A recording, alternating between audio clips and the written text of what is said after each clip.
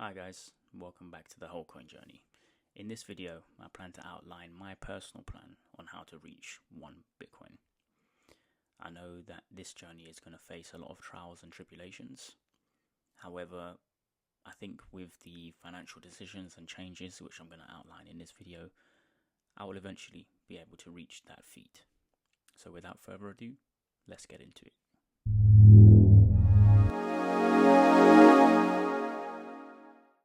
So first up, we have a quick high-level visualization here of the nature of allocating more funds to Bitcoin. When anyone decides to change their financial outlook in any way, shape or form, there's generally two ways to improve. So the first one you see here, expenditure cutting, is often the first go-to. People would always think, what can I stop doing in order to save that money to allocate more to something else that I want to? For example, here we have cancelling unused subscriptions, cooking at home more and having less takeaways, finding cheaper insurances, or just generally cutting bills in a way to save the money which would have gone elsewhere. So this is essentially more about finding ways to keep more of the money that you already have. The beauty of cutting expenses is that it offers an immediate impact to the person who's saving. Think about it logically, right? If I can stop paying, for example, a Prime membership, I would immediately have £8-9 left, which I wouldn't have in the previous month, for example. It's a fantastic way to free up cash in the immediate term, and for me, it offers a great starting point because it feels very tangible and very much within my control. A big caveat here, though, is that there is always going to be a ceiling to cutting costs. I can only cut so much before you start impacting the quality of life that one has built for themselves. For example, you can't cut your rent to zero, even if you'd like to, or stop buying groceries entirely. Eventually, you hit a plateau. As outlined in this beautiful red line here, once you reach a certain point, you can't go no further. The next avenue that we have is always income growth. So this, in my opinion, would always be the best way to improve. The power of income growth is that it's literally unlimited. Yes, we have unlimited income potential, which requires more creativity, hard work and effort. But while cutting expenses has a limit, your ability to earn more is always theoretically there. Whether that be learning new skills, creating more value in your current day-to-day work, or picking up another side hustle. It's a long-term play, but the rewards can be potentially massive. So first of all, there will be some mindset shift in the ability to achieve this goal. Now, the whole YouTube channel and the idea is to focus on obtaining a whole Bitcoin at some point in future. And that is very much the end goal. But as with anything, if you continue to think of the lofty goals, you could soon run out of motivation very quickly. So naturally here, I acknowledge the end goal is a whole Bitcoin, but I can keep that in the back of my mind, but break it down into smaller, manageable tasks for me to actually accomplish. Instead, I think breaking it down into smaller increments, like 0.05 Bitcoin or even 0.1 Bitcoin per year or something which is more manageable, will help me keep on track and have smaller attainable goals which I can share and update with you guys, as well as maintaining that motivation to keep on going once I've reached smaller milestones. This isn't just a lesson which I want to implement in the whole coin journey, but in life in general. I think it's crucially important to ensure that you have an end goal in mind, but then you also have building blocks on how to get there. Celebrating those smaller milestones, which will help you keep motivated and keep you on track. As the image here outlines, if you have a big goal which seems too lofty, it's easy to fail. But if you have smaller attainable goals there, you could tick them off the list one by one and actually show your progress to your goal. So expanding that into my specific example here, let's take this example. At the end, I want to achieve at least 1 Bitcoin, let's say in a 10-year time frame. Assuming the price is calculated right now at around £84,000 per Bitcoin, I'll break this down into achieving something like 0.1 BTC per year. So with that yearly goal in mind, what does it look like monthly? Breaking 0.1 Bitcoin down into 12 monthly installments means only 830,000 sats per month, which works out around about 690 to 700 pounds a month.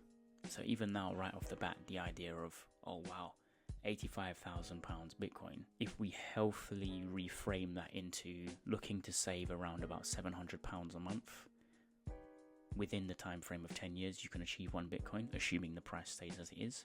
Now, I know firsthand that 700 pounds a month is still an extremely lofty goal, but using this type of reframing allows us to break down the large problem into smaller attainable tasks.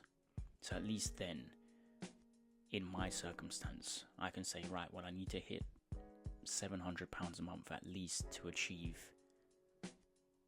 0.083 Bitcoin per month, which over a 12-month time span will get me 0.1 BTC.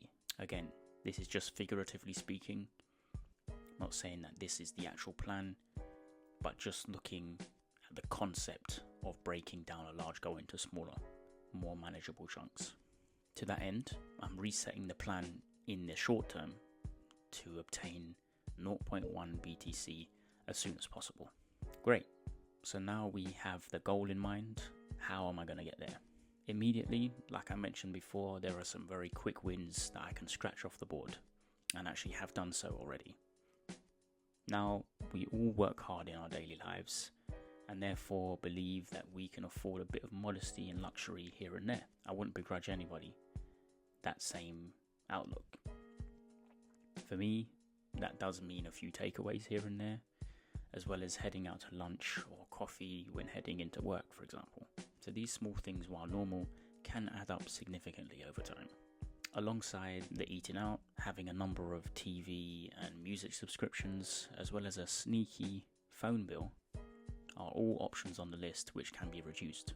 So to that end, I have already significantly started to cut down on some of these items. First off the list was the phone bill, changing from a monthly plan where I paid for the phone and the SIM card. Now it's just a straight SIM only. Some people can save significant amounts of money just based on a SIM only plan. Alongside this, reviewing and taking a look at cancelling some of those TV subscriptions. Not everyone needs Amazon Prime Video, Netflix, Disney Plus, Paramount, Apple TV. Streamlining and cutting out some of those also goes a long way, and it's something which I'm actively looking to do as well. So let's say I cut 2 or 3 TV subscriptions as well as the phone bill. I could be looking at around about £100 saved from these small changes alone. Alongside the less takeaways and less coffees, it really does quite add up.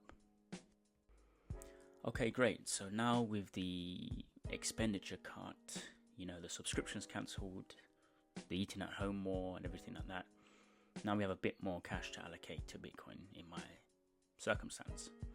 I'm now thinking more about what I can do to increase the other side, or the money coming in. This side of the equation, as we mentioned before, is theoretically unlimited. Yes, you can theoretically bring in more money. However, you need to think more creatively and offer direct value for the money that you're bringing in. I fully acknowledge that. So one of the main things that I can personally look to do in my circumstance is start with my current employment. I work within the tech industry where there are levels and promotions available for those individuals who can demonstrate increased value to the business. So maybe taking on some new projects or training others or trying to find different avenues which I can add more value both to customers and to the business, which I can then be compensated for. It's something which I'm definitely taking a look into. It's definitely worth a try at the end of the day. Outside of regular employment though, I've been also looking at doing things like market researches. So for those who don't know, this is where companies ask market research agencies to source participants to trial products or give feedback to services. These usually range between 60 and 90 minutes per session, and all you have to do is attend, provide your opinion, and then you're paid. So happy days. Sometimes the pay can be around about 50 quid, which will definitely help towards the overall goal. This is somewhat sporadic though. You might not be eligible for certain market researches, or it can sometimes be hit and miss. Now, I don't know about you guys, but I know I personally have a few pairs of shoes that don't fit me anymore, or I don't want, as well as some clothes that don't fit me either, or I won't ever be seen in again. Shout out to those Hawaiian shirt Thursdays back in my old previous job. But essentially, we all have personal stock that is tying up cash in the form of old items that other people may want. So selling items on eBay, Facebook Marketplace, Vinted, or other secondhand places also offers me another avenue to generate a great deal of cash. It's something which I'm doing in terms of an internal audit to try and see what I can shift, ensuring that I can get some form of cash for the things that I would have lying around anyway. So these are just some of the ways that I'm looking to increase my incomings, as well as cutting my expenses as well. So let's say after all of this, I now have a bit of spare cash from my expenditure cuts, as well as increasing the amount of cash I have in a pool from the enhanced value that I provide or things that I sell. One question still remains though: when and how best to buy Bitcoin? So in large, we have two options: lump sum investing or dollar cost averaging. So let's first take a mention into lump sum investing. This strategy is exactly as it sounds. You take the pile of cash that you have and you invest it all at once. Regardless of what price it is, you just enter your full capital immediately. The advantage here is once I'm in, I will gain maximum exposure to any potential upside on the price. You know, as we mentioned before, Bitcoin is around about £85,000 right now. Once I'm all in with this particular cash, I have that benefit of potential upside. The risk here though is the reverse. If the prices continue to drop shortly after, then I could experience significant short-term losses. There's no doubt about that. I emphasize short-term losses for a reason here, because I acknowledge long-term that I believe the price of Bitcoin will continue to appreciate, given its core fundamentals. But what will be impacted in this short time frame is the emotion. I can imagine myself placing a large order and constantly checking the price to make sure I didn't make a mistake when I was buying. Statistically speaking though, and I can see that lump sum investing has actually provided greater return on investments over the long term, according to some of these sources.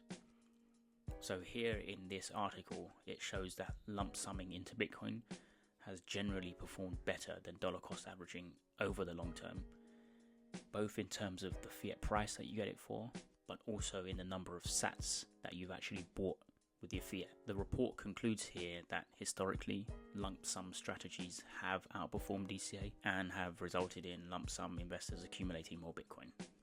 It also shows that the earlier an investor allocates into Bitcoin, whether that is via lump sum or choosing dollar cost averaging, the better the return will be over the long term. So in short, based on this analysis, lump sum investing does deliver higher long-term returns, especially when done very early in Bitcoin's price growth cycle. So as we spoke about lump sum just now, the other mentioned method is dollar cost averaging. For those who don't know, dollar cost averaging means you invest a smaller fixed amount at regular intervals, for example weekly or monthly, regardless of the price. So dollar cost averaging is generally designed to reduce the impact of market volatility and emotional decision making. It smooths out your entry points over time and is favoured by many as a safer, less stressful way to enter what is seen as a volatile crypto market. Based on the statistics, again, you are likely to accumulate less Bitcoin this way, but it does have a greater benefit in terms of emotional stability, where you don't have to check the price regularly because you know I'm going to put £200, £300 into Bitcoin regardless of what the price is. I'll ask you directly, what price do you put on your peace of mind when utilizing a lump sum versus a DCA method? So with those two avenues in mind, I think I'll be best suited doing a somewhat hybrid approach, because in general I would like to deliver myself the most amount of sats that I can for fiat, and that will only be found buying the dip, for example, or lump summing. But I would also like to have that little bit of peace of mind in that if nothing much happens with the price over a particular month, then I know I'm putting a fixed amount of fiat into Bitcoin each month. So for example, 50-50 in all the cash that I've either saved or generated, 50% of that will go into a DCA strategy, as well as holding the remaining 50% in cash, waiting for dip opportunities. The reason why I feel like this dual strategy method might work best for me is because I feel the most successful strategy as a whole isn't just about the numbers or how much you can buy it for. It's more about behavior, and more importantly, about consistency. My ability to stick to this hybrid plan would more likely work if I know that I'm doing both strategies, as opposed to waiting to buy in lump sum or continually thinking, have I missed out on further gains if I'm DCAing only? So all those who have been successful in the past, this doesn't go for just crypto investors, but investors in general, they all have one thing in common, in my opinion, and that is consistency. So to reiterate there, this essentially means in the allocated cash that I do have, 50% of that will go to a DCA strategy, and the remaining 50% will be held in cash. I will see how that works for a couple of months and then definitely refactor if needed, but I think that would be the safest option for me personally, to do a hybrid approach where I believe I'm getting a mutual benefit from both strategies. So yeah, that's about it for this video, guys. Feel free to let me know what strategies you guys use to buy Bitcoin and how you found those so far in terms of your returns. But yeah, overall, I think with this accumulation plan or strategy that I've put together here, I think I'll be successful in the long term with consistency and ensuring that I continue to buy and save in Bitcoin. Thank you guys for watching the video. I'll catch you in the next one.